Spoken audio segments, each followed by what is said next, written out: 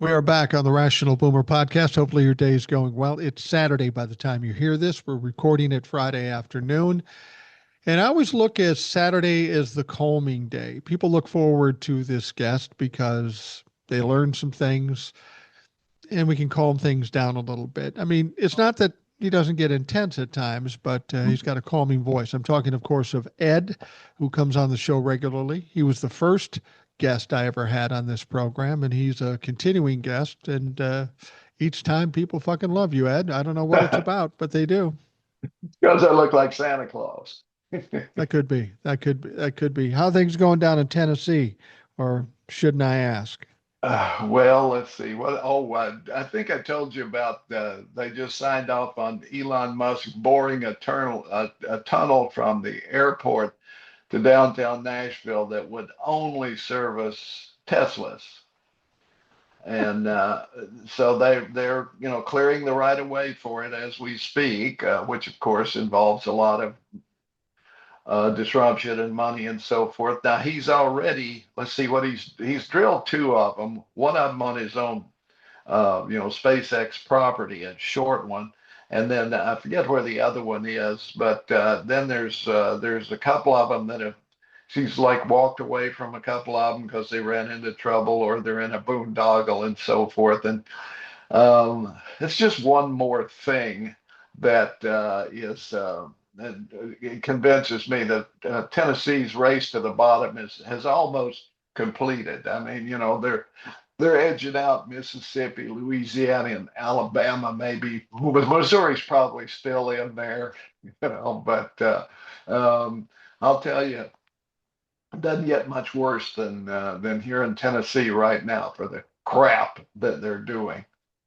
I was thinking. I don't necessarily want to get on this topic yet, but I was thinking of Tennessee when we were having this whole gerrymandering thing in Texas, and how they locked up that representative Nicole Collier because Yeah. she wouldn't sign a waiver to allow her to be babysat for a few days, and they locked her up.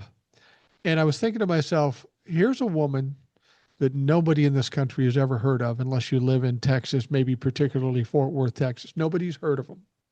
They just turned this woman into a national figure, which is Yeah, going to do a lot for her career in politics.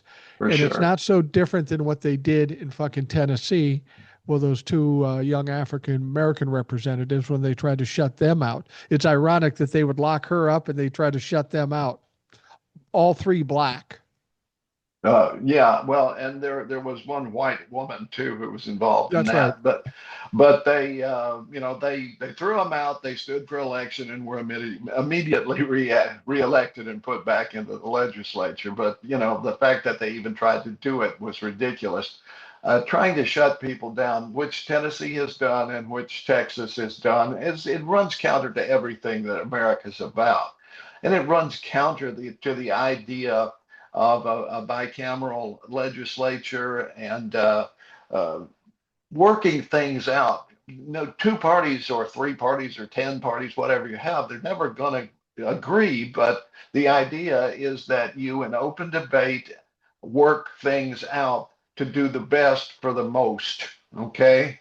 You're never going to do it perfectly, but you try to do the best for the most. But that's no longer the case. What the Republicans are dedicated to now is doing the most for the least. They serve a tiny, tiny fraction of the population that tends to own most things and have most stocks and control most companies. I don't know if people realize this or not, but three investment firms, BlackRock, Vanguard, and State Street, are invested in 96% of the stocks, and just that doesn't mean they own the companies, but they control voting stock in those Right. companies. So those three firms pretty much run everything, and they should be broken up. They are monopolies, and they're also incestuous.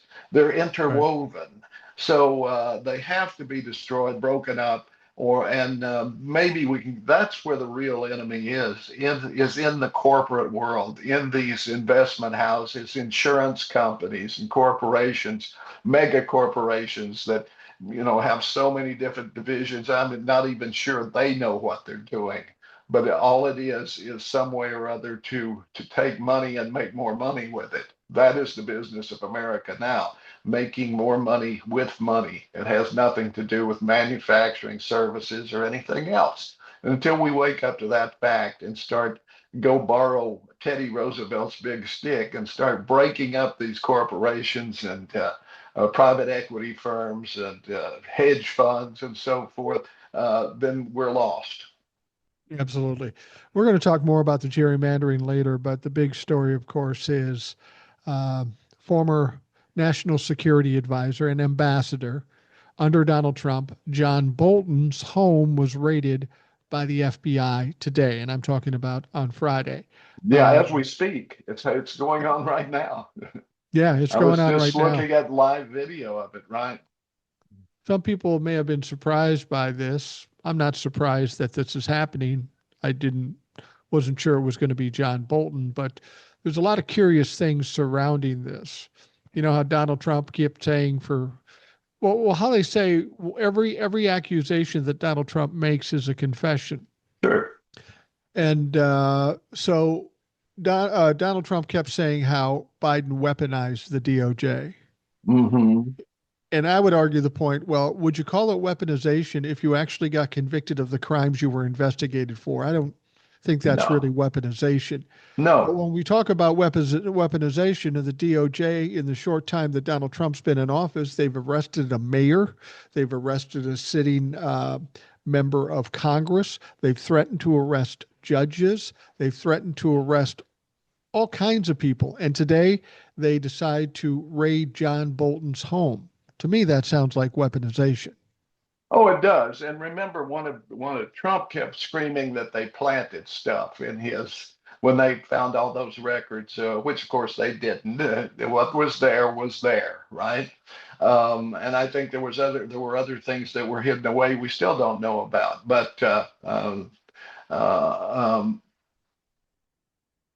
I think he's not above. Certainly, Cash Patel is not above planting things in Bolton's home. It wouldn't surprise me a bit.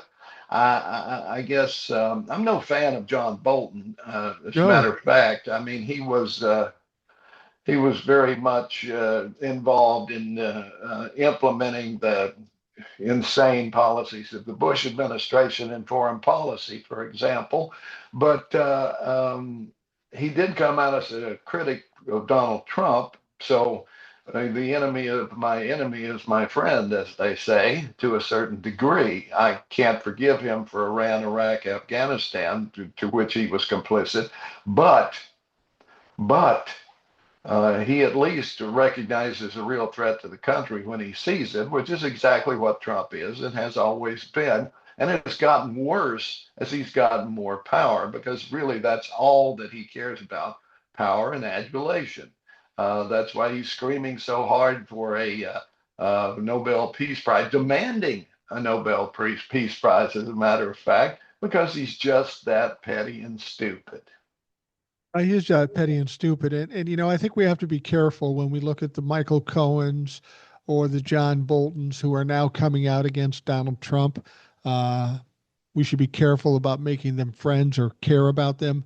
People have asked me now when the Trumplafucks realize they fucked up and they want a forgiveness and they want to be friends again, would you do that? And I go, absolutely not, because I can't trust them. Michael Cohen was a horrible fuck while he was working for Donald Trump. He was threatening people on the phone. He was coercing people. John Bolton is a war hawk. Yeah. There ain't much he can do to redeem himself in my mind. So I No. don't really care that John Bolton is having his place raided. And for all I know, he does have some shit there. It's just very curious that after writing a book 2, 3 years ago and being in office 7 months, today's the day. You know what else Mm-hmm. today is? You know what else today is? Today is a deadline for the DOJ to turn over Epstein Uh, files to fucking Congress. Isn't that Ah, interesting? yes. Isn't that interesting? Let's change the focus. All the news media will be flocking to this and forgetting about that deadline for sure. Yeah. It bothers me in that when he starts targeting senators, Congress people, former government officials like John Bolton, then who's next? I mean, this is straight out of the Hitler playbook. Some Yeah. other things and I'll say it, Hitler, Hitler, Hitler playbook, because that's obviously who he is emulating, and the people behind him, like Stephen Miller, are emulating. You see it with rounding up the homeless and saying those who can't care for themselves will be, quote, institutionalized. The trouble with that is there are no institutions. They closed the fuckers. Reagan closed them. They're gone. So you either have to build new ones or they throw them in jail, which is exactly what they mean, where the mentally ill already make up a large, large portion of the prison population, right? And they receive no treatment. They just wither away in prison. And that's the idea. Quite frankly, I do believe that there, underneath all of this, there is this idea that they will reduce the population that is not loyal to the Republican Party, Donald Trump, the oligarchs, the whole schmear. I really believe that's coming. There will be a purge, and just like in the movie, only it's going to be coming from the Republican Party and Donald Trump. You know, a lot of these dictators have had these grandiose ideas of what they wanted to do. The one common thread amongst all these dictators who had this dystopian type feel, you know, decrease the population, they all fucking failed. They all end up crashing and burning. They all failed. And Donald Trump is the worst among them as far as intelligence. He fucks up everything he does. But I think the people who are working with Donald Trump right now should take note of what's going on with John Bolton. Because anybody that's a friend of Donald Trump or worked for Donald Trump, they all of them end up this way. They Yeah. get fired, they resign, they get indicted, they get prosecuted, they get raided. This is what happens with Donald Trump. When you're a narcissist, you can't maintain close friendships.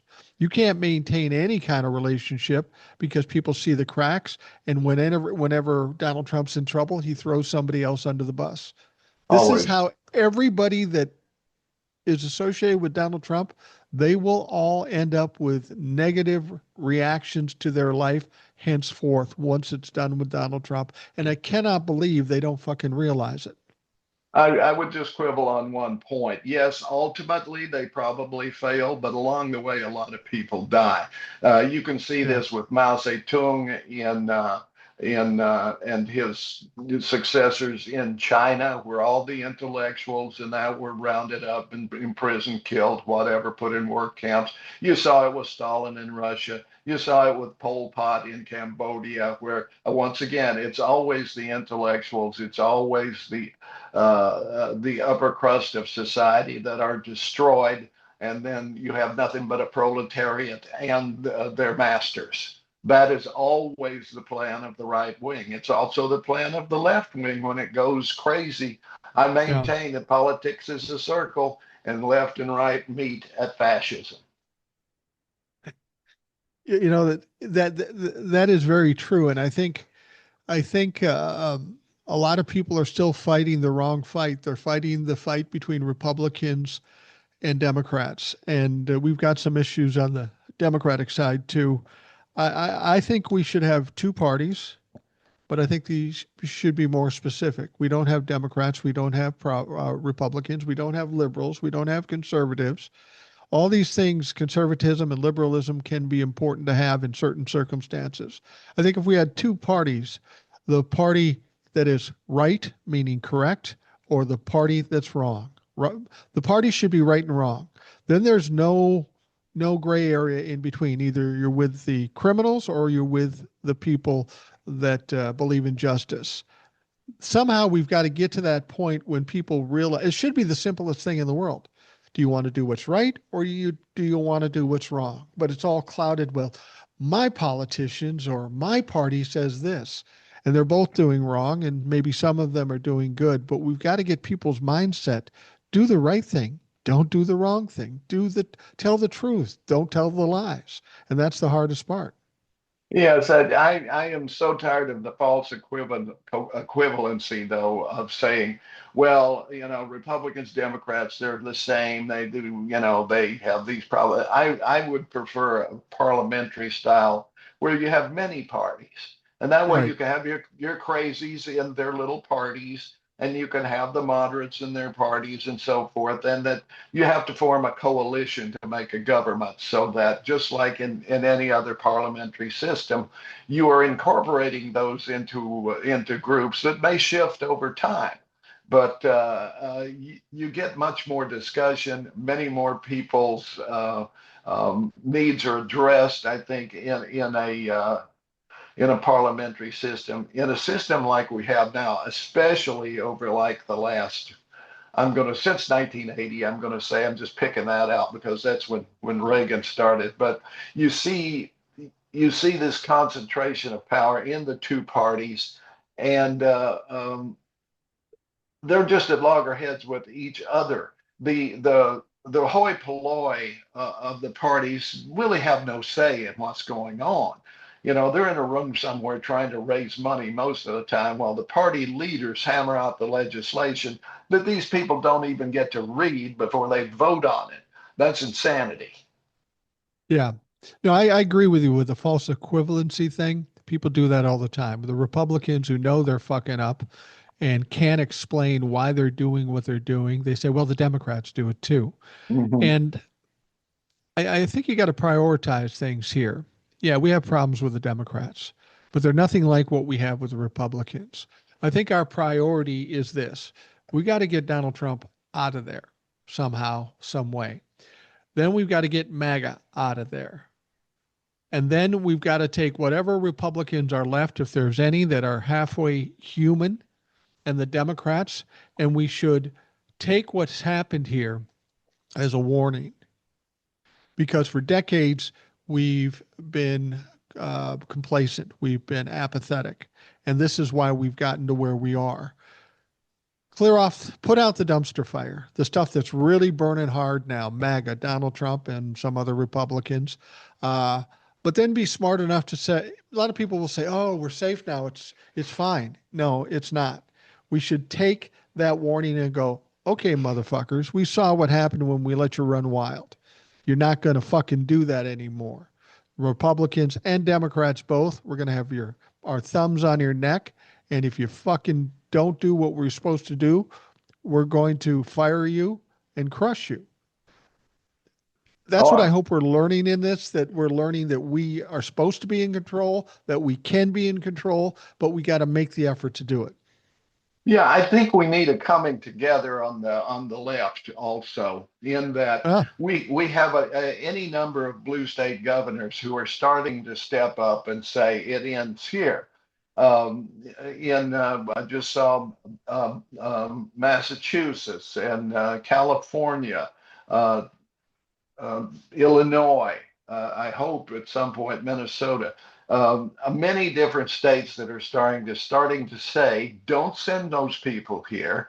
Don't send ICE here. Don't send those, the knockoff ICE agents who are nothing but thugs. Don't send them here. We will not accept that, and they will be met with force if need be. Those states have to get together. They have to have their own little mini convention and say it stops now. We will do what we want to do within our state. We have that, and I used to be totally against states' rights because it was always used for things like suppressing the votes of black people in the South or other things along that line. But if you go back far enough and you realize that the states are in charge of the elections, right? right, Now right. that's a double-edged sword. They had to go into, they had to have the Voting Rights Act that sublimated some of those states' rights in order to have free and fair elections in the South. Um, that was just gutted by the Supreme Court a while back. So we're right back to square one almost. But the states need to step up and say, no, federal power at this stage is too much. And it's not just federal power, it's the whims of one man. That's dictatorship. We will not stand for it. Yeah, absolutely. Well, you're talking about states governors, and you mentioned Minnesota, and people know Governor Walz because he was Kamala's vice presidential candidate. I'm not sure what Governor Walz is doing right now. Yep, Harris Walz. Um, I like Governor Walz. I think he struck a chord with a lot of people during the campaign. I'm not sure what he's doing now, though, or what his plans are. He's got to decide whether or not to run for governor again, and he hasn't decided that. Some people think he won't run for governor. So does that suggest that he would run for the presidency? Well, if he does that, he better get fucking moving, because Yeah, there's a lot of people that are pulling ahead of him just by virtue of publicity. And since I bring that up, I have to bring up Gavin Newsom, who's yeah, in exactly. California. Um, I don't know if I've ever been a fan of Gavin Newsom. I think he's a little too slick. I think he's a little too establishment to be elected president, but I've been wrong before. I said Kamala will win, so don't listen to me. What do we But know? what do you yeah, what do we know? What are you thinking about Gavin Newsom right now? There's a lot of people upset about what Gavin Newsom is doing when he's mocking Donald Trump. I think it's perfect. I think that's what needs to be done. I agree. I have a TikTok thing right now about when I was becoming politically aware, and I became politically aware not through politics, but through a television show. It was called the Smothers Brothers Comedy Hour. And the Smothers Brothers were on Ed Sullivan practically every other week, and they did the comedy. Mom Always Liked You Best. Tommy Right. played the fool, and his brother Dick was the straight man, and they played guitar and stand-up bass and did folk songs and so forth, and had this patter in between. Well, they got the TV show and they went political. They criticized the Vietnam War, and they cheered on the civil rights, and they had people like Pete Seeger on as guests, and many others, people who had been marginalized or blacklisted. They brought back, and they were very political. They lasted 2.5 seasons, and then they were finally canceled when they were at the height of their popularity, Right. for example. But this taught me that one of the best way to deal with people like Trump who have no humor is through humor. And that's why we see people like Stephen Colbert being sanctioned and others. And the ladies on The View who use a lot of comedy, a lot of that when they criticize. They're going after them because, not because, because it is so effective. Ridicule is the one of the most effective weapons in our quiver. And I believe that Newsom is using it perfectly. I agree. And what people have to understand is we've watched Donald Trump get convicted of 34 felony charges. We've seen him get caught with classified documents. We've seen him adjudicated as a rapist, literally. We've seen him lie over and over again. We've seen him embarrass us, and nothing seems to get through. Nothing seems to break him. And I think it's largely due to the fact that he is a narcissist. Yeah. His weakness is his fucking head. You get in Yeah. his fucking head and you can beat this motherfucker. Gavin Newsom is the only one that quite understands that in politics. Now you got South Park that's fucking destroying him, and I love that Yeah. because it's Me hugely too. popular. You've got Colbert and you've got all the other people. But that is the way to get to Donald Trump. If we can get in his head and get him spinning, he will ultimately crash. And Gavin Newsom um, understands that, or at least the people around him understand that, and it is going perfectly. And I reason I know it's going perfectly is because when you sit and watch Fox News and they go, "I can't believe it. It's so embarrassing. If I was his wife, I'd tell him to stop." It's fucking with them, and they don't know how to react to it. They're used to how Democrats react. Oh, that's mean. Oh, you're a snowflake. They're not. I've always said that if you go after somebody and it doesn't work, try something different or try what they're doing, and then they don't know because they're the bullies. And when you push back, they start to get cowardly and they fucking run. And that's exactly what's happening with Donald Trump. He didn't say anything about Gavin Newsom till like midnight a couple nights ago. I'm sure his Yeah. people saying, "Don't do it, don't do it, don't do it." because he'll fucking Yeah. destroy you. But he couldn't help himself, and what he did was pretty lame. So, yeah, I think what Gavin Newsom is exactly what needs to be done. And there's a lot of people in the Democratic Party, the old establishment, just don't have the taste for that. They don't have the stomach for it because they still think it's the fucking 90s. Well, that's it. They're so worried about always being at the adult table. Well, hell, the kids' table is always more fun. So come on over with us, because this is a weapon that we have that the right does not. They have never been able to marshal humor in any way. Remember Dennis Miller? He was a very effective comedian until he went right wing, and now where is he? It's Yeah, because we're you cannot deal in the absurd when you're already absurd. Every right wing position is intrinsically absurd. So it's easy to lampoon, but they can't go against the left because we're for things like equality and generally looking out for the little guy. You can't make fun of that. I'm sorry. They try with the woke shit, okay? They try to make it, and sometimes we shoot ourselves in the foot by the mainstream of the Democratic Party embracing some really niche issues. But yeah, at the same time, they still cannot marshal humor, and it does not work, but it is very effective, and we are able to do it, and we must continue to do it. And but also carry that big stick, yeah, make them laugh, and if you can't, whack them upside the head, and it exactly. works. Well, the thing I find so frustrating, there are people in the Democratic Party, in Congress even, that are trying to shame Gavin Newsom for what he's doing. Democrats, what the Yeah, fuck are you thinking? Are you going to still do what you did for the last 10 years and got your ass whipped every time you did? Come on, fucking look outside the box a little bit because what you're doing is failing. You're old, you're on your way out, so just bow your head and go away quietly because you're not helping here. yeah, that's it. I mean, remember Rush Limbaugh? He tried humor. He could not do it. He could be No, smarmy, and the right loves that shit. They love yeah, to make fun of people in a hurtful way, and so forth. Which there's a shaded difference here because what Gavin Newsom is doing is just really taking what Trump does, and he's not even exaggerating it. He's just no, turning it back on him, right?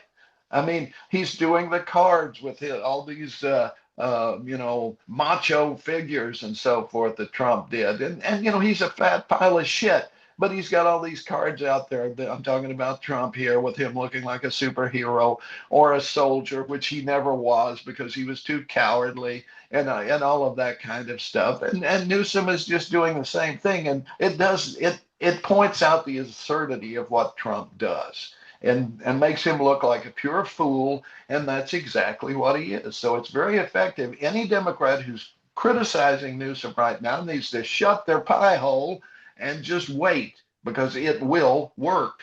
It it will will work. work. I, And we I just need saw a poll the other we need day that more people said doing it. absolutely. Right now, Pete Buttigieg is a leading figure for the presidency, except for one thing. He's polling zero with black voters. Yeah. I mean, this is, and I don't know what that says. I have suspicions, but I'm not going there. But I just don't get that. But Newsom will not because he's entertaining. Right. Buttigieg is earnest. He's trying to appeal to the better part of voters. But if there's no better part there, it's a waste of time. No, it will work on a small percentage. The intellectuals, the people who really follow these things, it will work. We'll go, yeah, Pete, you're absolutely right.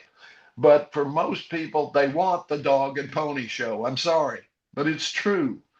And I appreciate it myself. I think And I think that's the what's country's happening. I think the country's gone through a transition when it comes to politics that not everybody is getting, and certainly a lot of politicians are trying to stick to what they've always known. But I think we've kind of grown past the whole Democrat Republican thing. I think even the conservative liberal thing isn't quite a big deal as it once was. Now, with boomers and Gen Xers, they're Yeah, part of that maybe. whole realm. Yeah. But Boomers now for that we're sure. getting in, now that we're getting into millennials and Gen Zs, and we see it with Donald Trump, and we'll see it with Gavin Newsom, and we'll see it with whoever else gets it. We're not talking about parties anymore. We're talking about brands. Yep. What's cool? And What's who? influencers. An influencer, exactly. What's cool?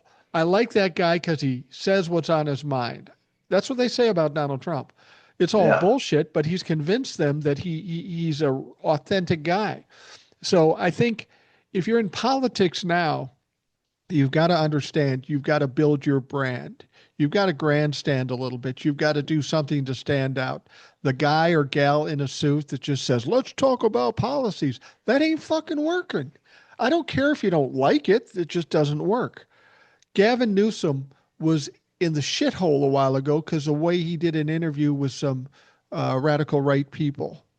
But he was immediately plucked out of that and made a hero for making fun of Donald Trump. It's Yeah. about branding. It's about pop culture type things where you're kind of in the middle of everything and you're gaining attention. It's like being on social media. Attention is the fucking currency of this world. Absolutely, and I think he may have learned a valuable lesson there that all the other Democrats should learn. You cannot win over these people. The Trump supporters, you cannot win them over by being truthful and earnest. They don't want to hear it. They won't hear it. They believe you're lying to them. But if you can attack Donald Trump head on and make him look like an idiot so they see it, that what he's saying, oh, he may be authentic, but he's an authentic fool. If you can do that, you'll win. Well, and as somebody, well, you know me from way back, I give people a lot of shit. Okay. And I told the story that when my granddaughter was like 3 years old, I was playing with her and I kind of gave her shit just because that's what I do. And she started crying. She goes, "How can you say that?" And I sat her down. I said, "Honey, I'm just teasing you. I'm giving you a hard time. That's what we do in the family." She goes, Yeah. "Oh, okay." And now every day I see her, she's sleeping over tomorrow night. She gives me nothing but shit. She'll come over here. I'll take her out in a boat. We'll go swimming. And then when it's time to go to bed, she'll go into the bedroom with my wife and watch a movie and then fall asleep. But before she does that, she's going to take about 10 minutes and draw a sign that says, "No boys allowed, especially grandpa."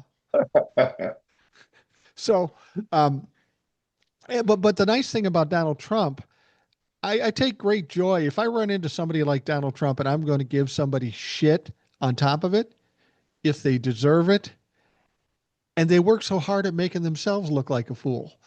It's just a fucking buffet of giving shit, and I enjoy it. So people should jump on that opportunity. You've got a prime candidate to give shit to. I mean, I do it on the podcast and on TikToks and stuff like that. We should all be doing that. And if we did that, Donald Trump would fucking crumble.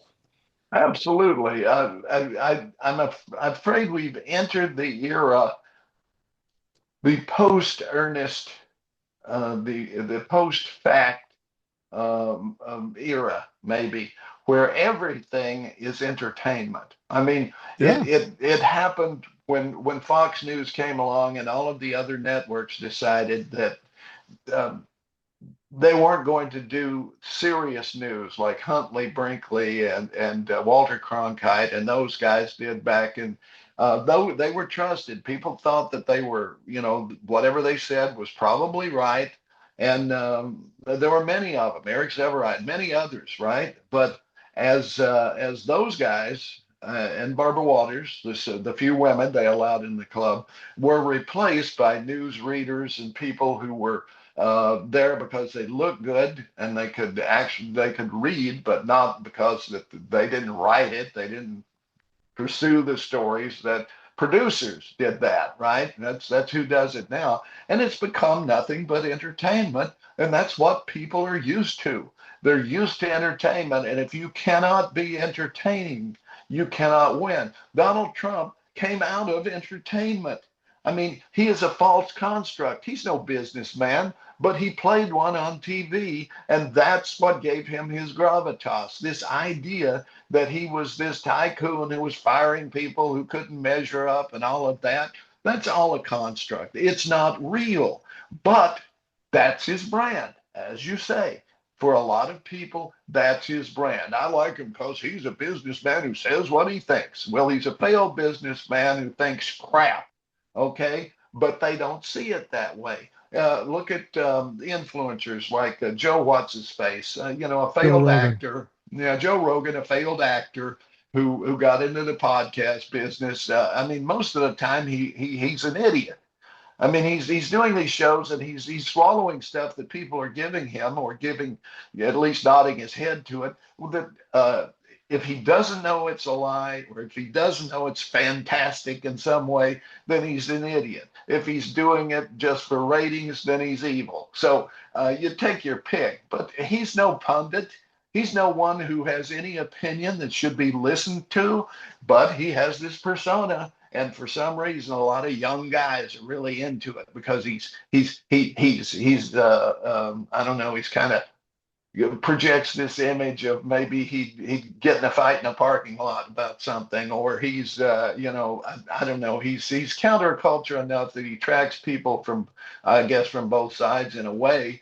But he's just a talking head. There's no substance there. There's no Yeah, I deep mean, thought.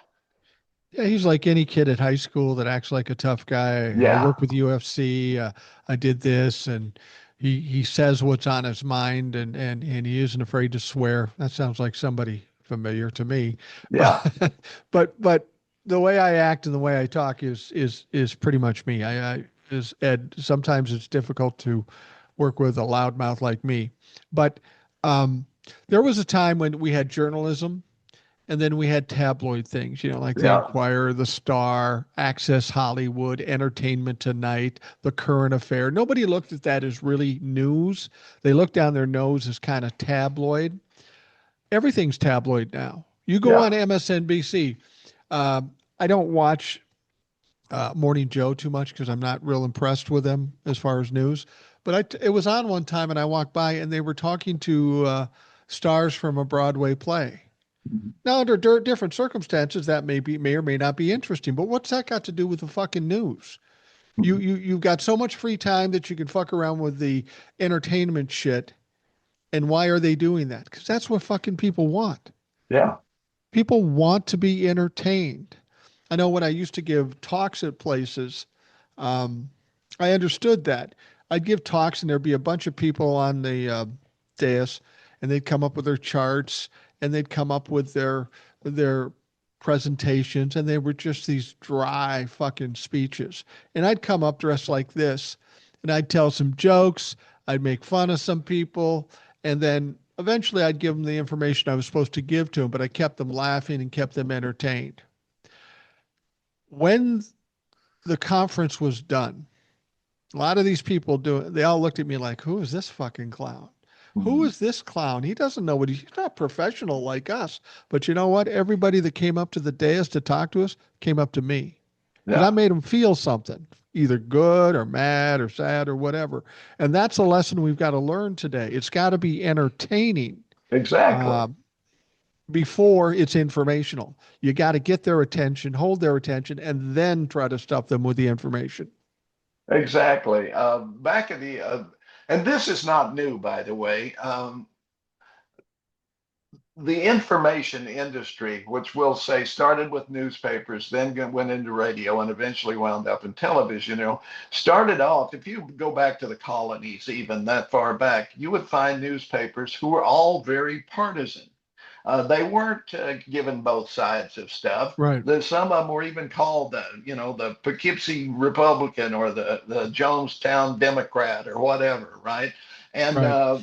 then there was Hearst, who Randolph. Randolph Hearst, right? William Randolph Hearst, who basically elevated tabloid journalism and brought it into the mainstream. Um, Right. and became very rich and powerful and had a lot of influence on the news industry for many, many years. I mean, Citizen Kane is basically based on him if you want to go watch a fictionalized version. But it was a very short period, late 50s into the 60s, where we had this serious journalism, the Cronkites, and people like that. We did have a few in radio that would have qualified, right? But mostly the history of information has been, to a certain extent, tabloid, right? Yeah. But now, with shows like Jerry Springer, for example, and others like that, and um, the Bill O'Reilly's show, and early on, and what was the name of that one? I can't remember now. Before it was Bill O'Reilly's, it was something different. He was just a correspondent on. Right. Those started to take over and push the serious journalists to the side because they had a point of view. And then you had Rush Limbaugh come in, who was nothing but a mouthpiece for the right wing, and then Fox News, of course, an entire network dedicated to nothing but lies and propaganda for the right, Right. which was put in place by Ronald Reagan largely, who recruited the Rupert Murdoch and brought him to the country and gave him citizenship and let him loose. And that's one of the reasons of why we are where we are now, because the uneducated flocked to Fox News, where they were told lies that they have now become a part of their being that they cannot let go. Because if they ever examined it and realized how they had been played, I don't know what they would do. But they can't let that happen. People ask me, how is it that Donald Trump became popular? Because he's so stupid, he's so egregious, he's just a bad guy. How And how he's does he get to vile, be popular? really, really vile, He's you really know? vile. And I have this theory. Donald Trump is essentially a pro wrestling heel. Yep. I mean, the heels are the horrible people in pro wrestling, Yeah. but people love them Yeah. because of the way they act and the way they misbehave and do all that stuff. And I would be willing to bet that the people that are hardcore wrestling fans, that is the core of Donald Trump's base. Absolutely. Absolutely. Absolutely. That's why he was such good friends with the McMahons. Right. I mean, they used him as a shill, and he of course enjoyed their company as well. But yeah, if you watch wrestling, which I don't, I've seen it a few times. There's more posturing than there is wrestling. There's no wrestling going on. It's kind of morphed into this uh, uh, big steroid pump dudes flinging themselves off platforms, and falling 50 feet to the ground and landing on somebody. These just enormously stupid things that have nothing to do with wrestling. It's posturing, as you say. Well, posturing, exactly. If you look at wrestling and you talk to wrestlers, and I've known a few wrestlers in my time, the wrestling is secondary to what they call the promo, Yeah, standing up in front of the mic and seeing if you can stir some shit up.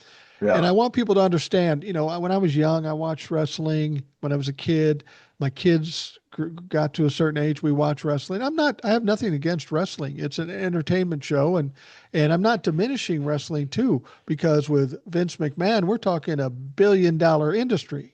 So there's hmm, a lot of money and a lot of people interested in it. Unfortunately, it's been allowed to be carried over into our politics, and Donald Trump has taken the strategy that every heel in wrestling has done, and that's how he's become popular. So if we've got the heel over here, we need the handsome baby face on the Democratic side, hence Gavin Newsom. That's yeah, what we got going on here. We've got to work up to a cage match, if you will. yeah. And remember, Trump is going to have a WWF match on the front lawn of the White House. That's in the works. It's coming. and that's like ancient Rome. Yeah, you got your gladiators out there for the entertainment of the public. Give them bread and circuses, and you got them for life. Well, he hasn't gotten to the bread part yet, but definitely the circus is a big part of what Donald Trump is. Just one thing about wrestling, though, I gotta say, it has always been exploitive. The actual Oh yeah. people who are involved in it wind up dead early. Most of them wind up with far worse injuries than the people in the National Football League, which is another exploitive thing. I mean, they may be well rewarded for it, but a lot of them die early and they have brain injuries and so forth. It's much worse for professional wrestlers, and they're exploited in many, many ways. Jesse the Body Ventura, our erstwhile governor, remember him? I mean, he was. Yeah.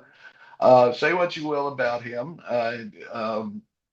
I did not vote for him. I did not care for him, but I did think he did a couple of good things and I did think he was actually pretty earnest about what he believed, and he thought he was trying to do the right thing. In some cases, he did.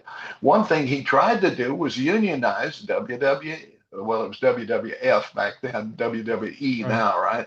Right. Because World Wildlife Fund sued him. but anyway, he tried to start a union because he said he met all these other professional athletes and they said, you guys are getting so screwed, you got to get a union. So he started talking about that. And guess who ratted him out to Vince McMahon? Hulk Hogan. Hulk Hogan. That's right. So one more strike against him. Anyway, he's But done. And who? Oh, we got it. People that I'm glad is gone. He's one of them. Okay, the guy. He was a terrible person in many many ways, and his last acts on earth in support of Donald Trump made him just a real turd. yeah. Yeah, it's just a interesting commentary on this country. I think as a country, as a culture, we're just a less serious culture than we once were. Yeah, And you can either disagree or dislike what I'm saying, but just take a look at what's going on. We've got Donald Trump putting people in the streets in Washington, D.C., where it's not even necessary. He puts yes. the military and ICE in Washington, D.C., because he can, because it's not a state and there's no governor to push back. And now they're talking about putting weapons in the hands of these military folks out there. This can't go any way but fucking wrong. No, it can't. And the main reason is I don't think they're trained that well. I just don't think they're trained No. that well. I certainly not in law enforcement. Right. The techniques, the active army. I don't know what they're being, how they're trained in the National Guard anymore. Um, I know what it used to be. You did one weekend a month, and you had occasional meetings, and then you had a long weekend, right? I think you had one Right. weekend a week, and then you do a weekend, and most of the time you're out, dealing with national disasters or that natural disasters, that kind of stuff, right? But I don't think they have a lot of training in law enforcement. They may have training in quelling protests. And Right. that's unfortunate. And that's why they should never be allowed to do it, because what they were trained to do was subdue populations that we had conquered, like in Iraq or Afghanistan. You don't use those techniques on your own citizens, that it's prohibited. I mean, Trump has found his ways around them, which we are finding so many holes in the Constitution that need to be filled, that's what we're going to have to do for the next 50 years, is fill those holes in the Constitution as we're able to do it. So we never again have this repetition of this oligarch wannabe, this dictator wannabe that Trump is. Fortunately, Right. Trump can't last much longer, and that's a good thing. Now, when you say, this is always something that interests people. I know I've said it too. He can't last much longer. What do you mean by that specifically? I think that he is just going to die of natural causes. I mean, you look at him now. You look at him shambling everywhere he goes. You look at the people around him turning their heads away in disgust because of the smell. This guy is rotting from the inside. He is Jabba the Hutt. He's ready to go, and it can't come quickly enough for me. And the thing about it is, he made a comment recently about going to heaven, and if he could put together this deal with Ukraine and Russia, maybe that would get him to heaven. And he said something, I'm being told that I'm not very high on the totem pole. I don't know exactly where he was going with that. Some people think he knows he's going to die. And I will tell you this, he's a narcissist. He doesn't think he's ever going to die. He never thinks he's going to die. Um, it's going to hit him and it's going to be a surprise and it's going to be terrifying and it'll be enjoyable to hear about. Um, I think he's getting some pushback from some people about his image, and that's what he meant about getting to heaven. It may be, but I do think that if you watch him try to speak now, he goes off on stream of consciousness Yeah. so often, and he comes up with these things like painting the border wall, what's left of it, black because that'll make it hot and they won't be able to climb it. Like they don't have gloves in Mexico. Or I they mean, don't do it at night. exactly, which is another good way to look at it. They always do it at night. You know, nobody's out there climbing the wall in the hot day sun and the noonday sun, and this doesn't happen. But that's what I'm saying. I mean, he has these spurs off of his mind that he just goes with because once he engages the mouth, it takes off. We see that.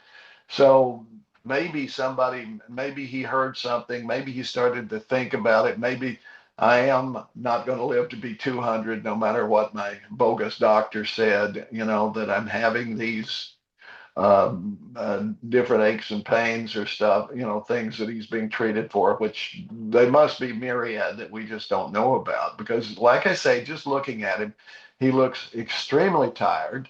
He looks unhealthy. I mean, we can't really tell with the makeup, but I've got a feeling that he's looking really bad without it. And the hair is not what it once was by any No. means. I mean, he's looking haggard. He's looking. His mind is going. He goes off on topics that nobody knows what the hell he's talking about. And they cut away from him on Fox News the other day because he was babbling incoherently, and they just decided they had to get out of it. Yeah, well, and I understand there's been a number of talks he was scheduled for Yeah, over the next coming months, and almost all of them have been canceled. They're not going to let him stand up there and talk because he's just not doing himself any good. I think part of what's going on is, his diminished cognitive abilities. I think that's part of it too. But I also think because he is a narcissist and there are so many things going wrong, nothing is going right. Everything is negative against him. When narcissists get to that point, they start flailing and they start throwing anything out. As much as he may be trying to distract, I also think he's desperately trying to find some win so people realize how brilliant he is. And it's not going to work, obviously. But this is what narcissists do. They say anything, they do anything. They're not thinking about what they're doing. They just do it and hope something sticks. exactly. And at this point, I'm not sure that he's even in charge. They made all these charges about Biden being, a Yeah. vegetable and using the auto pen, running the country, and that sort of thing. All presidents use auto pen. I mean, otherwise your hand would turn into a claw Right. from trying to write. But at any rate, and it doesn't matter. But I'm sure that you can see when they ask him questions about stuff, he has no idea what they're referencing, and he will babble about something that is totally unrelated. That happens all the time when they ask him a question that he is not in any way prepared to answer because they haven't vetted him with it. Well, just with this Bolton raid that happened today, somebody asked him about it. He says, I don't know anything about it. I told him not to tell me anything, like he's playing hands off with the DOJ. Right, motherfucker. That's what you're doing. Mhm. But he wants to say he doesn't know anything about it, because the people around him are afraid he's going to do something to fuck it up, because he always seems to do that. I mean, this whole situation with the Epstein problem, the only reason we're in this position right now is because he couldn't shut the fuck up. He Mhm. just couldn't shut the fuck up. He made this an important issue in the Yeah. campaign without thinking ahead that maybe he might have to come up with answering the claims he was making. So we're sitting here at about 11:59 my time, Central Time. Those Epstein files are supposed to be sent out today. What do you think the odds are they're not going to go out, or they're certainly not going to come out in a complete form? You might get a page here and a page there that they feel comfortable with sending out. I guarantee you that they will. Well, I'm not going to go on that limb. I will be very surprised if they're released, if they're not bolderized, if they're not, have a black line every four words or something, that they're not censored heavily, is what they release. Now, this is supposed to just go to Congress, right? This Right. is what we're talking. Yeah. So I guess we'll see if what they release, if it's in the entirety. If we know that they had FBI agents going through it and crossing out Trump's name wherever they found it, we know that was going on. But I guess we'll see. I don't expect much to come out of it. I mean, at best, if they are released, what we're wound with, we will be. What we will wind up with is pure speculation, because I don't think there's a list in the sense No, of I a don't either. list of these people flew to Epstein's island. We have the charter who was on the plane, right? Flight logs, yeah.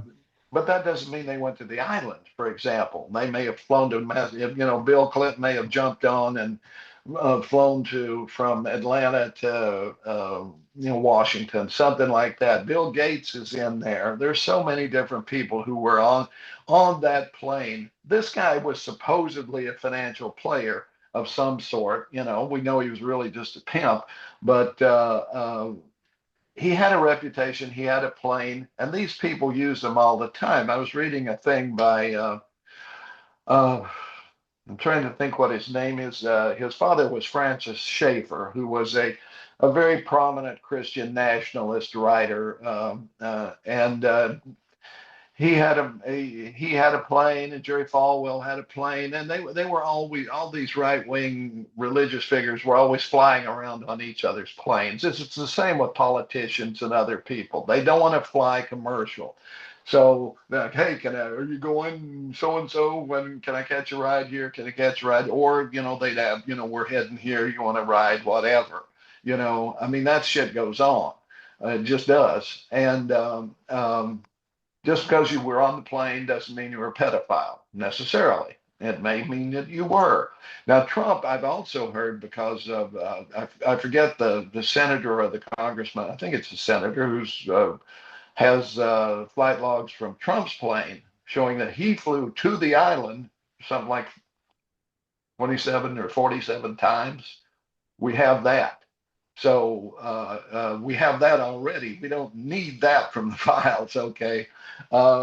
Trump went there, I'm sure. I'm sure every one of the women who have accused him of being involved in that is telling the truth.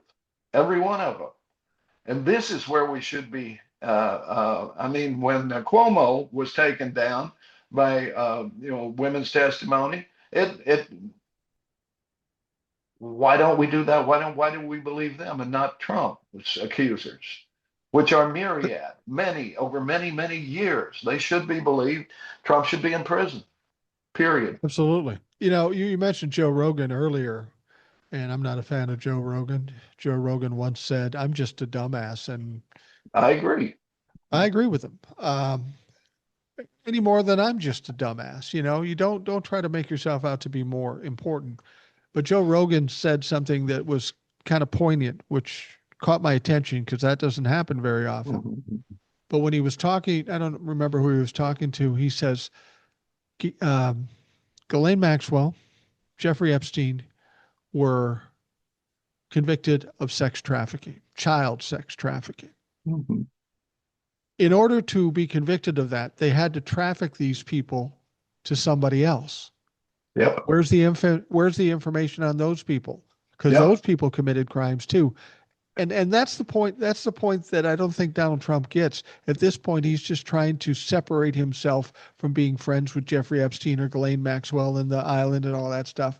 But that isn't what the people wanted to hear. Uh-uh. When MAGA wanted to hear about Jeffrey Epstein stuff, they weren't worried about whether Trump was on it or not because Trump told them he wasn't, and they fucking believed him. They want to know who did the crimes. We know Ghislaine and Jeffrey were convicted of such, but who were the people on the island that were actually committing the crimes that were facilitated by Maxwell and Epstein? Mm-hmm. MAGA is not going to be happy until they find that out. So Yeah. sending out papers that are heavily redacted, that's just going to make it worse for Trump at this point. No, absolutely. I don't think that he's going to be able to get away from this ultimately, No. because he's so very much involved in it. There are so many pictures, there's so many tapes, videotapes, there's so much linking Donald Trump to Jeffrey Epstein. And the most telling one of all, I think we covered it last time, but it bears repeating for those who weren't listening. Donald Trump said, "We fell out, not because of a financial transaction that went awry, but because he stole my towel girls, my 15-year-old towel girls from Mar-a-Lago, from the spa. He stole them and took them to Epstein Island." He said that. He came right out. It came right out of his mouth. These were underage girls working in his spa, which they shouldn't have been, in a situation where naked people or people walking around in towels and so forth, and these underage girls are supplying the towels and wiping down the beds or whatever they did. I don't know. I suspect it was more than that, but at any rate, this is what he fell out with because Epstein was stealing his children that were being exploited sexually. This is what Donald Trump told us. Remember when E. Jean Carroll, right? When he was being deposed about that, and he denied it, and then said, because he read some interview where she said she enjoyed it. He just admitted it happened right there. She said she enjoyed it. I mean, this is how stupid this guy is. And why wasn't he indicted on that right there? Because that was an admission of guilt. She said she enjoyed it. Yeah, that's what I've said is all you have to do is just shut up and let Donald Trump talk. He will implicate himself in so many fucking things every fucking time. And over and above the documentation, 100,000 pages of documentation. These people aren't going to be happy unless they see all 100,000 pages unredacted, or Mm-hmm. well, they're going to redact the victims certainly, but they want the criminals to be exposed. There is so much video on this, Mm-hmm. and the Trump administration is so leaky. I got to think at some point there's going to be a video, a picture, or something that's very, very damning that's going to come out. Because I get the sense the reason why we're seeing leaking in Donald Trump's White House, or people are some people that maybe are close to normal are going, this is getting fucking crazy. I can't be part of this. I got to get away from this, and I got to do something. I think inevitably we see something leak out that just fucks with Donald Trump, and he'll say it's AI. He'll say it's Photoshop. He'll say they did it with a fucking etch a sketch. I don't know, but Yeah. something will leak out.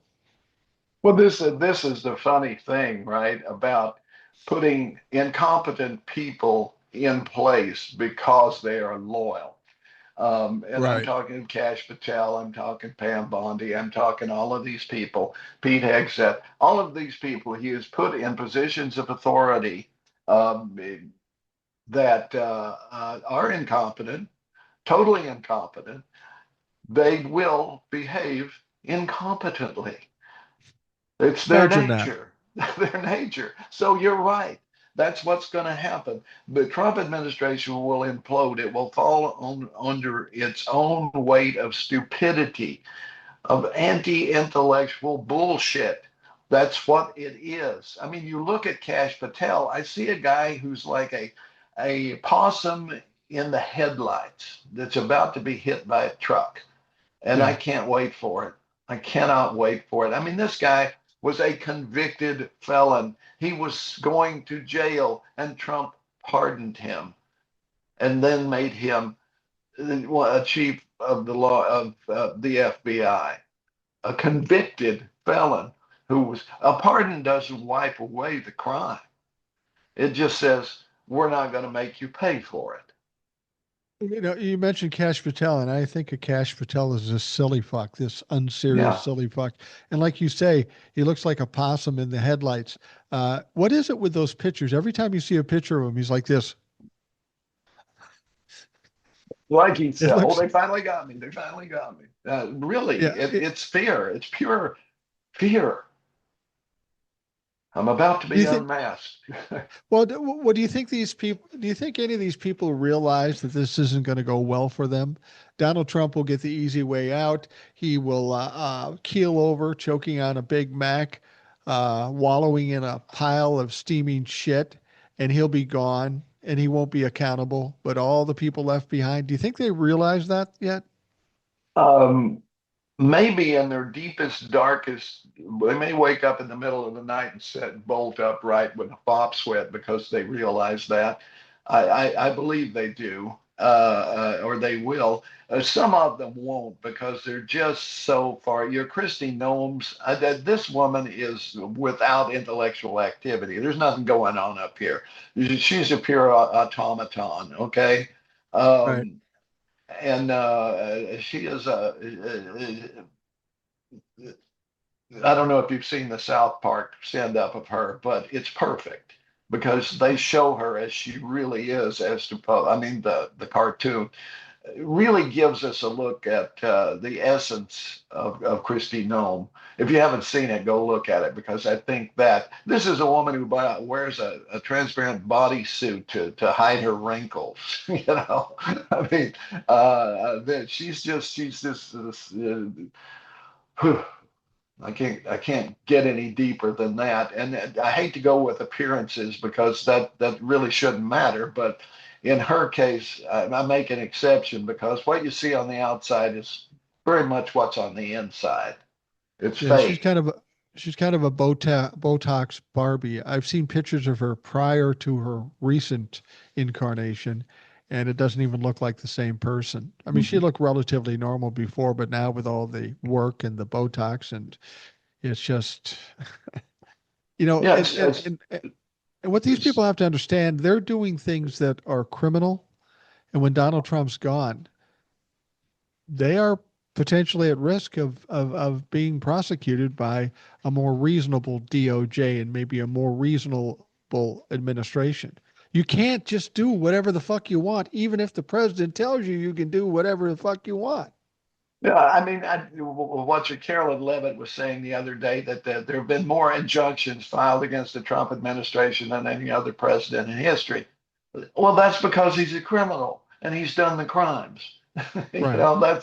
That's why he's trying to do stuff that he isn't allowed to do. That's why the injunctions are filed, which I understand the judge just rules that they have to close Alligator Alcatraz. I haven't heard the details on that, but that would be good if they have. If it's we're finally starting to get to a point where cases are coming up and being ruled on.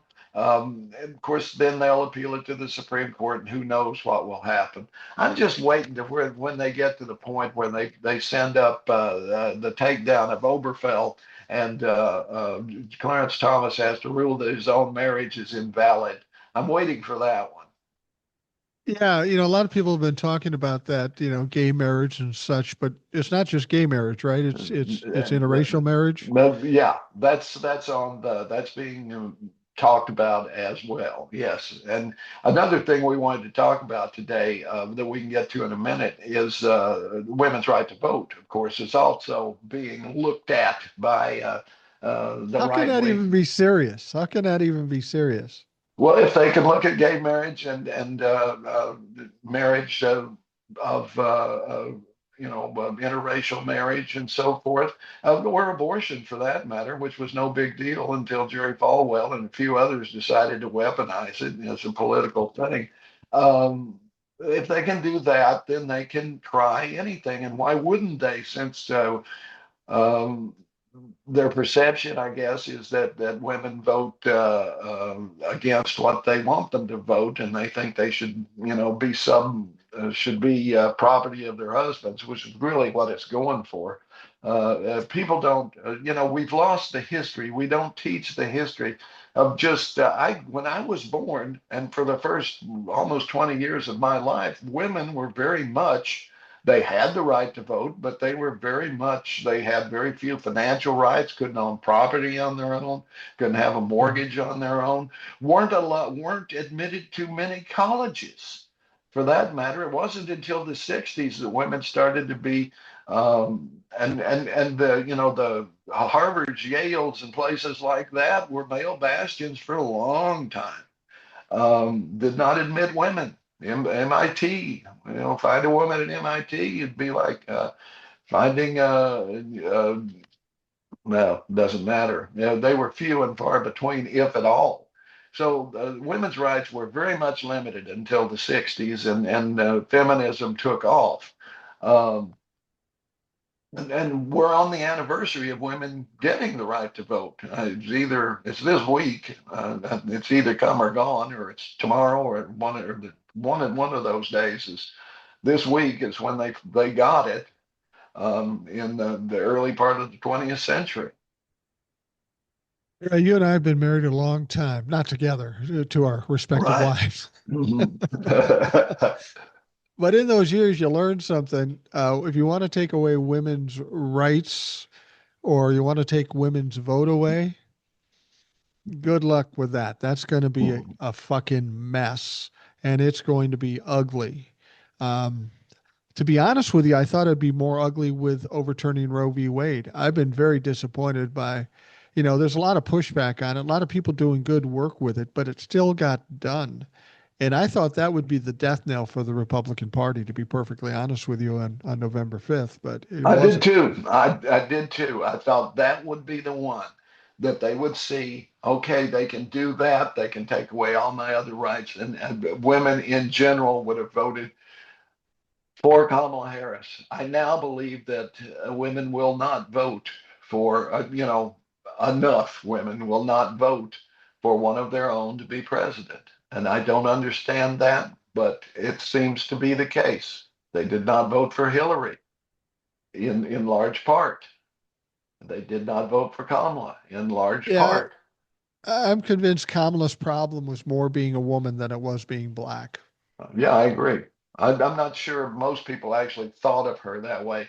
As a matter of fact, I see people on TikTok and places like that questioning, well, she wasn't really black. She was just exploiting that to get black votes. Her father was, of course, or no, her father was Asian and her mother was Jamaican. Was that it?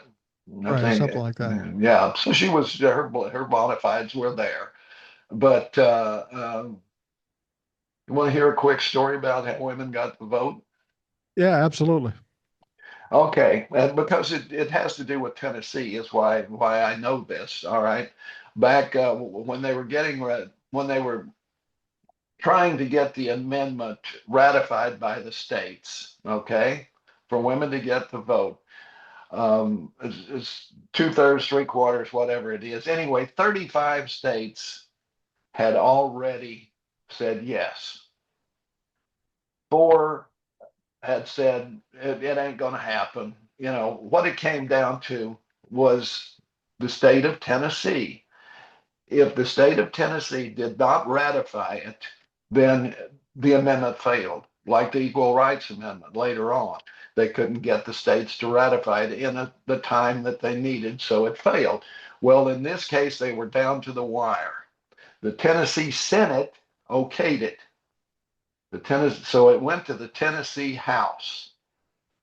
Would women get the right to vote? In the Tennessee House was the youngest guy ever to win a seat. His name was Harry Byrne. And leading up to the vote, the people voting against, the representatives voting against, who were all men, of course, were red rose on their lapel. Those who were voting for it were a yellow rose. Well, a quick count showed that it was going to fail. So they had a voice vote. And as they were taking the voice vote, Harry Burns stepped up with his red rose, and instead of voting nay, he voted aye. The place exploded. He was chased around the chamber. He climbed out a window, inched his way along a ledge into the attic of the State House, and remained there until things died down. Why did he do that? Here's why.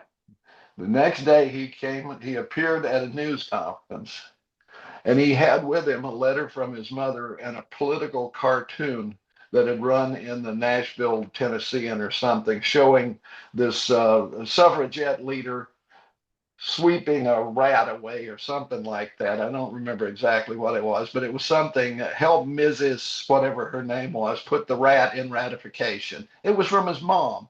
And she said, give me the vote. Oh. And Harry, being a good boy, did what his mom asked and voted yes. The amendment passed in Tennessee. It became law, and women had the right to vote. So really, it was Harry's mom who gave women the right to vote, and Harry, being an obedient and loving son, followed what she asked. And that's how women got the vote. It's amazing how close that came. You have to wonder if it wouldn't one have vote. One fucking vote. And that's why I tell people, don't tell me my vote doesn't count. One vote doesn't count. Yeah, it does. Sometimes one vote makes all the difference. Absolutely. Well, you can look it up. Harry Byrne, B-U-R-N. You can Google it. I am going to check it up.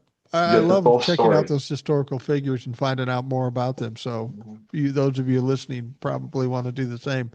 We're getting toward the end here, and I wanted to bring this up. We were going to talk about the gerrymandering.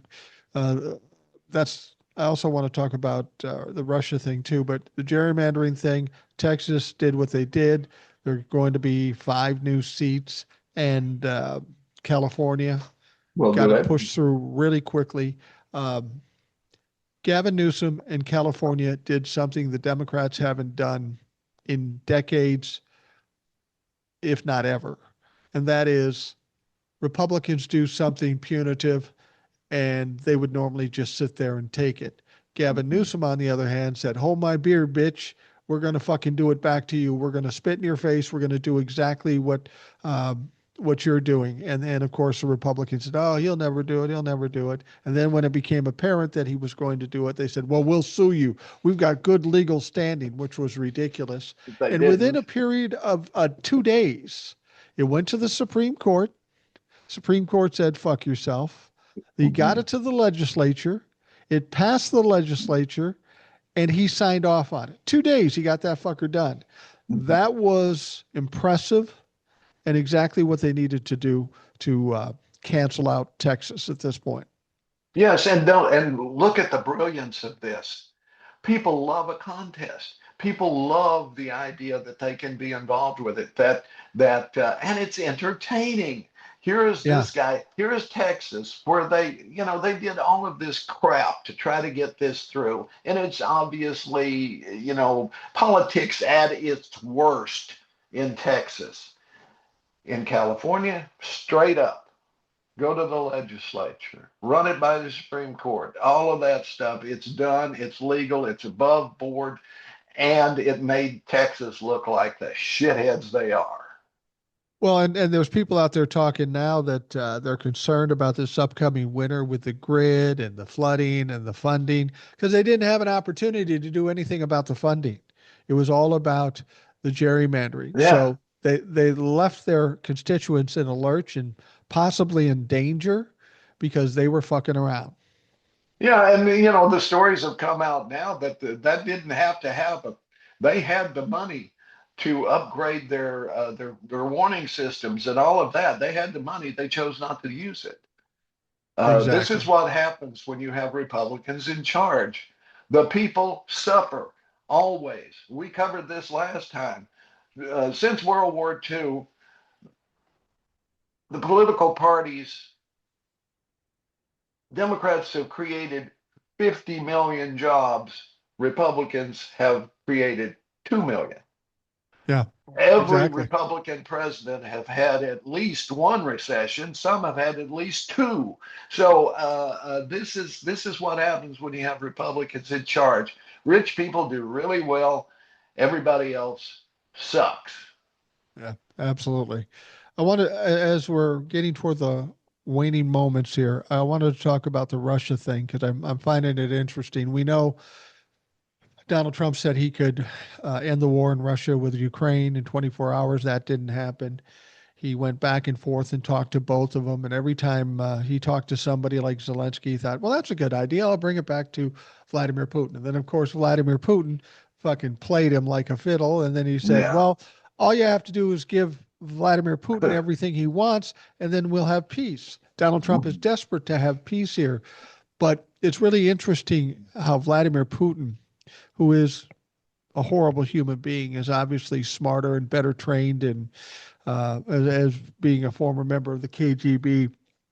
But what was interesting that was a big news yesterday was that Donald Trump keeps talking about coming to peace. It's never going to happen because Vladimir Putin is in the same situation as Netanyahu. He gets peace, he's may get out of power and go to jail. So he wants to perpetuate the war. Uh, Donald Trump talks about him or talks to him. Next thing you know, he bombs a massive bombing run on different parts of Ukraine. Now, yesterday, he bombed a remote area of Ukraine in western Ukraine, drones, cruise missiles, but he also bombed an American manufacturing plant of electronics. Yeah. Now, it's not like he didn't know it was there. Of course he knew. He did it on purpose. We know this. And this is what Vladimir Putin's doing. He's doing the same thing Donald Trump's doing, pushing the envelope, see how far he can go. With all the shit going on with John Bolton, I don't hear anybody in the media or in the government talking about Vladimir Putin purposely bombing an American entity. That's fucking crazy because that could just lead to another ultimate really big disaster. Well, yeah, see, this is the thing, but with Republicans, they never, I mean, if a Democrat were in there, there would be repercussions. I mean, Right. it's like Jimmy Carter um, canceled our participation in the Moscow Olympics because Russians invaded Afghanistan. Right. That had real consequences, and he took shit for it, and probably had something to do with him not being reelected. But he took action, Yeah. and with Netanyahu's government, I think Netanyahu was in charge then. I'm not sure. He's been in and out, right? But we had a surveillance ship in the Mediterranean there off the coast of Israel. We had a surveillance ship when they were fighting their war, one of their wars, and they bombed it on purpose, killed lots of American servicemen because they didn't want what they were doing to be surveilled. The Republican was in charge, nothing was done. Yeah. This is the difference. Republicans talk big about defense, they don't do so well. No, they certainly talk tough, but it seems like we're in the wars when they're around. Now, Donald Trump wants to get to heaven, so he wants to get this peace settled in Ukraine and Russia. Do you agree that it's not going to be settled no matter what they do because Vladimir Putin wants what he wants? Zelensky's not going to give it to him. The European Union doesn't want uh, Zelensky to give anything up to them. Um, there's no way this thing is going to be settled as long as Vladimir Putin. There's only two ways that this gets settled. Vladimir Putin dies in office, or we do the only thing that we can do, and that's help Ukraine to fight back. We need to vanquish the villain. And we could do that by unfreezing $300 billion worth of Russian assets or money and giving it to Ukraine. But Yeah. that'll never occur because Donald Trump will refuse to do it.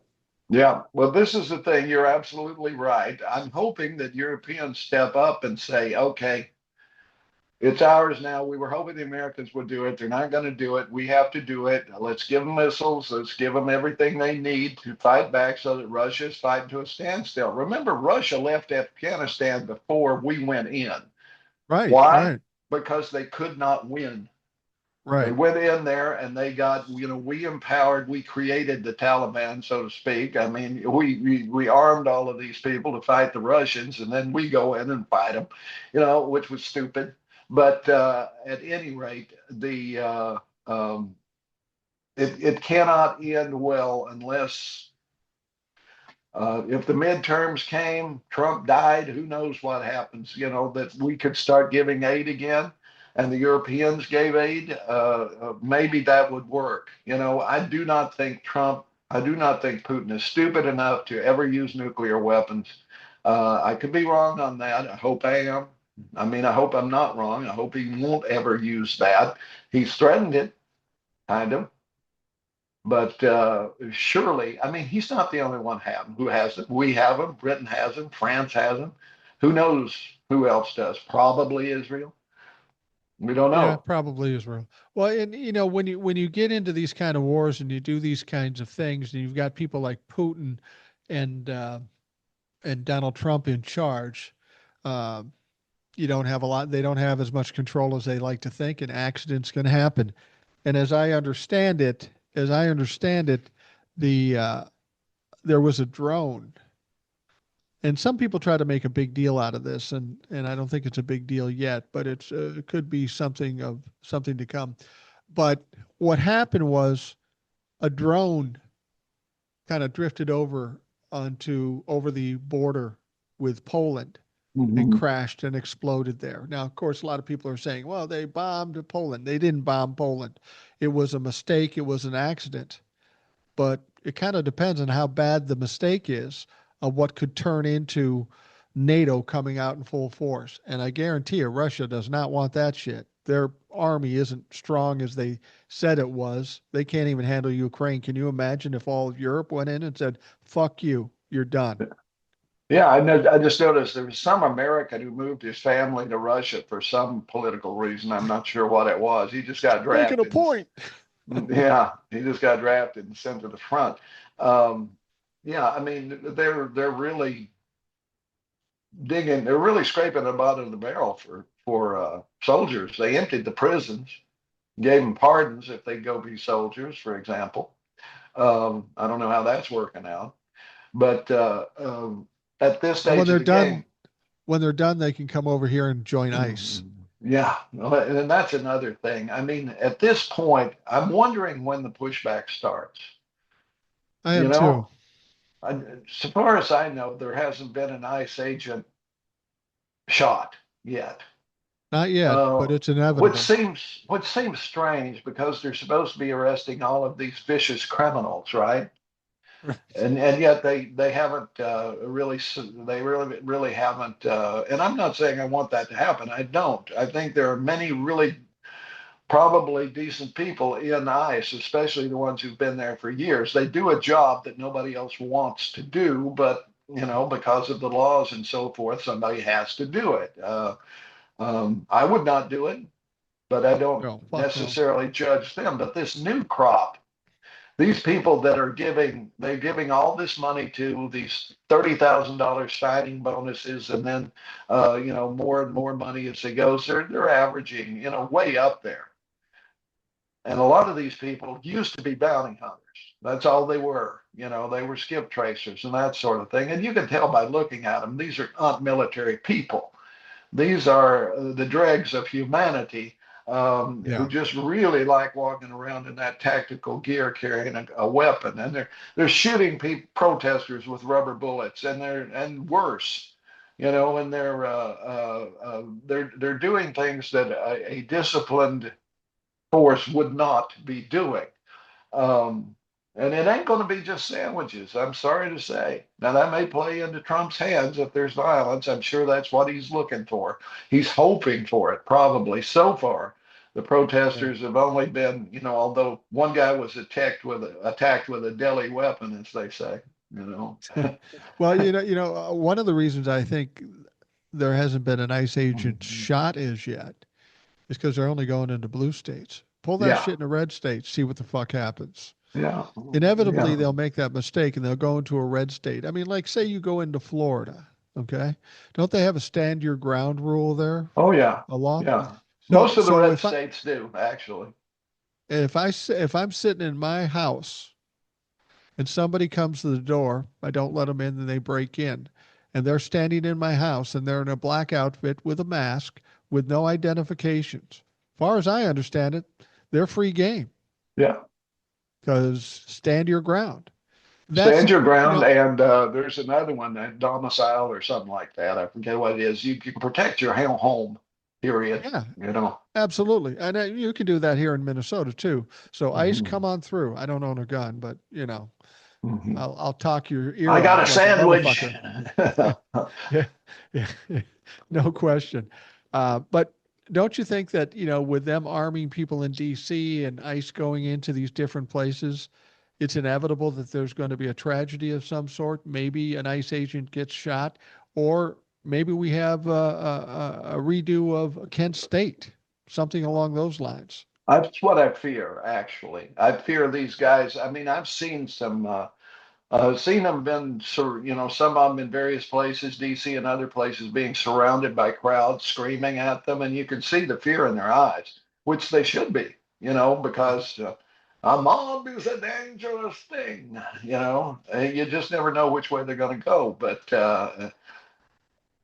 that's what happened in Kent State. I mean, it's not the only time in American history where National Guard troops have fired on people. Ludlow, Colorado, they turned machine guns on the families of striking miners. Blew them all away.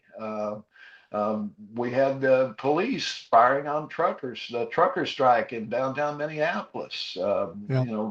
and all over the place. You've had Jackson State. You had that was Highway Patrol, I think, opening fire on students there just right after Kent State.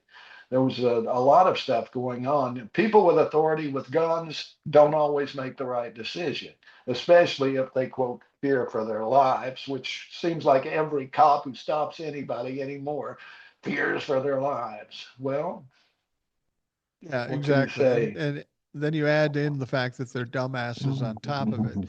Yeah, It's like giving a toddler a gun and some matches and say, "Go play in the woods a little bit. Just have fun." yeah. These people don't should not be armed and should not be in a position of authority. Well, Ed, I'm going to wrap things up for the Rational Boomer podcast. Thank you very much for joining me today.